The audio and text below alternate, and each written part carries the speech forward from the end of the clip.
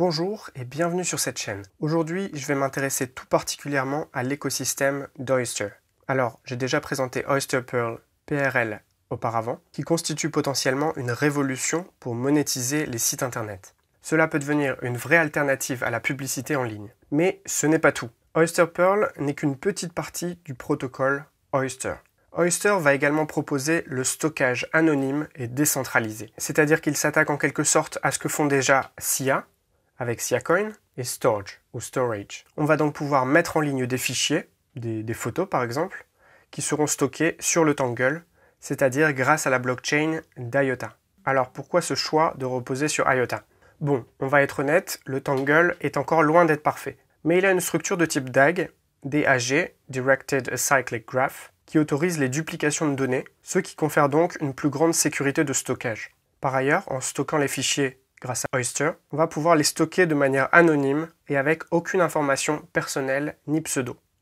Récemment, on a eu une opération de rebranding, c'est-à-dire qu'on a eu un changement de logo d'Oyster, ici on le voit, de site internet, mais également un accroissement assez significatif de la taille de l'équipe.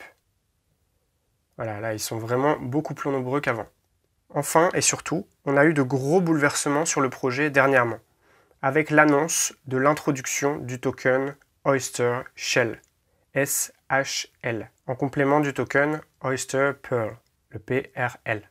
Alors, pourquoi avoir deux tokens dans cet écosystème? Le Pearl est lié au stockage des données, alors que le Shell sera utilisé pour accéder à de nouvelles fonctionnalités, notamment la connectivité et des opérations sur dApps. Je vais illustrer un peu pour mieux comprendre parce que le projet s'est considérablement élargi et ça le rend assez complexe désormais.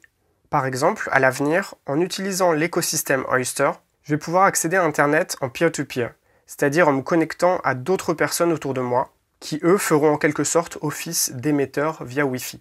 Et je leur paierai cette connexion en fait au moyen de tokens SHL. L'intérêt, c'est en allant à l'étranger par exemple. On n'aura plus besoin de trouver un fournisseur d'accès à Internet. On pourra tout simplement accéder au réseau peer-to-peer grâce à Oyster et utiliser ainsi ces SHL pour se connecter. Ce qui va permettre encore une fois de réduire notre dépendance en évitant la centralisation actuelle d'acteurs tels que les fournisseurs d'accès à Internet. Alors sur ce point, ce qu'il faut savoir, c'est qu'il s'attaque clairement à d'autres projets. Ce que font par exemple déjà Qlink ou encore Dent, qui sont globalement sur le même créneau. Alors je vais résumer pour que tu retiennes bien. Le protocole Oyster a donc différentes composantes. La première, c'est une nouvelle forme de monétisation des sites internet. La seconde, c'est le stockage de données décentralisé. Et la troisième, enfin, c'est la connectivité et des opérations sur dApps. Alors, c'est en cours de développement, donc tout reste à faire. C'est un projet très ambitieux, voire peut-être même un peu trop. En attendant, en ce qui concerne les tokens SHL, au moment où je tourne cette vidéo, ils n'existent pas encore. Et ils vont être officiellement émis via un fork et un airdrop. Un airdrop, j'ai déjà expliqué ce que c'est dans une autre vidéo. C'est une création de tokens ex nihilo, c'est-à-dire à partir de rien. Ici, ça sera un airdrop basé sur un fork du PRL, c'est-à-dire basé sur le nombre de PRL en possession, avec un ratio de 1:1. Donc concrètement, si tu possèdes 10 PRL le 6 avril 2018, tu pourras recevoir gratuitement et automatiquement 10 SHL quelques jours plus tard. Alors pour que cela fonctionne, il faut utiliser une plateforme spécifique du type Mew qui permet de créer un wallet et d'héberger des tokens ERC20. Si tu ne sais pas exactement comment ça marche, que tu veux une explication pas à pas pour ne pas passer à côté de ce type d'airdrop, je propose un contenu additionnel que tu peux consulter dans la description. En tout cas, j'espère vraiment que cette vidéo t'aura appris quelque chose, et si c'est le cas, tu peux mettre un like pour encourager mon contenu. Je te souhaite une belle journée, et à bientôt.